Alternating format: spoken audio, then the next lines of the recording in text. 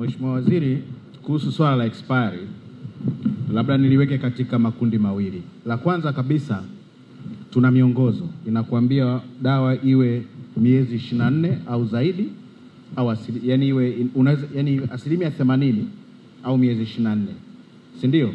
Sasa kinaweza kutokea kama alivyosema CMO, unakuwa na dawa ni kama control zile reagents na nini. Lakini kuna wakati tumekutana sisi kama Bohari ya Dawa na life saving situation. Life saving situation kwamba hii bidhaa unatakiwa uokoe maisha ya watu. Na tuna kesi moja ambayo tulifanya tathmini kipindi cha karibuni cha dawa za bilioni 20 ambazo katika hizo bidhaa bilioni 14 ilikuwa ni dawa za kuokoa maisha. Katika hizo 14 za bilioni 4.7 zilikuwa ni dialysis ambazo zinakuja na nyingi zina miezi 4 mpaka 6. Lakini sisi kwa supplier wetu ile bidhaa anayokuletea ni ya miezi 2 au 3 kutokana na fedha. Unapoipata ile bidhaa inapotoka tu imepokelewa hapa. Nadhani mganga mfawidhi wa Kigoma anafahamu, tulifanya kazi weekend tena wakati wa sikukuu. Ile bidhaa ilipokelewa ikaenda mpaka Kigoma kupitia kanda ya Tabora na ikatumika ikaisha yote. Kwa kuna situation kama hizi au reagents. Sasa unakuta kuna situation kama hizi ambazo umepokea bidhaa ina muda mfupi, lakini ndani ya ule muda mfupi inaweza ikatumika na kumalizika. Sasa inaweza ikawa na miezi 6 na ukaitumia ndani ya miezi 3 ikamalizika, ikaokoa maisha ya binadamu. Mfano hiyo nimetoa ya dialysis. Zile bidhaa za dialysis kwa bei ambayo tunachukulia iliweza kutumika kwenye session 1073 kwa nchi nzima. Session 1073 ukigawa kwa 3 maana yake ni kama watu 20,000 katika ile wiki uliookoa. Lakini sisi hatuna watu 20,000 walio kwenye dialysis, wako wachache zaidi, kwa kama 4,000 au 3,000.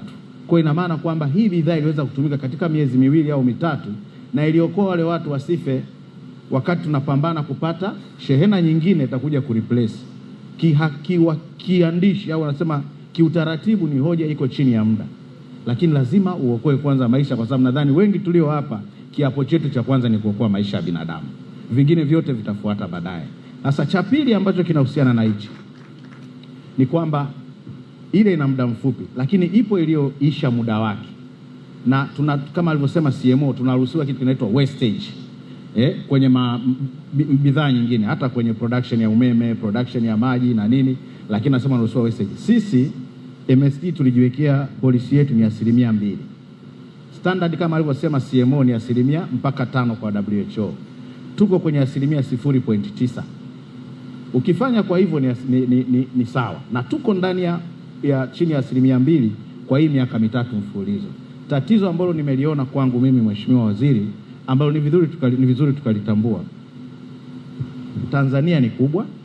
Kwa mwaka bidhaa zinazozunguka MSD peke yake ni zaidi ya bilioni 800, na unaposema bilioni 10 ni asilimia ndogo mno. Ni chini ya 2%. Tuliangalia hiyo 20% ambayo ilitumika. Ilikuwa ni kama 1% kwa ndani ya bidhaa zote za MSD. Ni riski ambayo ni ndogo kuliko maisha ambayo unayaokoa. Lakini katika hizo dawa za bilioni 20, bidhaa ambazo zilikuja zikaisha muda katika ile bilioni 20 ni bidhaa za milioni 196 tu, ambao ni asilimia kama 0.8 au 0.9. Na katika hizo 198 dawa za milioni 160 zilikuwa replaced na supplier, kwa sababu ili sisi tupokee bidhaa ambayo na chini ya 80% ya muda, kuna vitu viwili au vitatu vifanyike. Ya kwanza, supplier assign kwamba iki expire nitaichukua. Mara nyingine unakuta ime expire hajaja kureplace, ni hoja nyingine, lakini unakuta kwamba lazima achukue. Ya pili, mteja akiri kwamba nitaitumia, si ndio? Tunaita user, na user wanaweza wakawa ndani ya bohari kwamba hii na user, lakini kuna yule ambao unakuta ni bidhaa maalum, kwa mfano za miradi misonge. Kwa tunachojitahidi kufanya siku zote, pamoja na kumprotect mgonjwa, tunalinda ile amana na tunalinda vile vile kwamba kuminimize losses. Kwa hiyo kusema ukweli ni kwamba endapo siku moja tutakuja kuelewa kwamba uokoaji wa maisha ni muhimu zaidi, inaweza ikapunguza sana namna ambavyo tunaangaliwa dawa kama pesa. Dawa sio pesa. Unajiuliza, 1% ime expire, 99% hazija expire. hivi katika sekta ya afya tunatakiwa tuangalie zaidi wapi tulipookoa maisha, au hicho 1% ambayo inakuwa sauti kubwa? Nadhani tunabidi tuangalie namna ambavyo pia narativu yetu sisi kama wataalamu wa afya tunaipelekaje. Kitu ambacho nakiri ni mapungufu kwa upande wetu, inawezekana hatuwezi kucommunicate vizuri kwa wale ambao wanakuja kuraise hoja, namna gani ipangwe ili isiwe hoja, au itabidi tuandae sera mpya ya namna ambavyo tutadifani vipimo vyetu kama wataalamu wa afya. Mimi naamini kabisa ilipokuja COVID serikali yetu ilipata tabu sana kupata bidhaa. Tulipokuja kupata COVID test kits tulizipata nyingi sana kwa wakati mmoja. Baadaye zile COVID ilipokwisha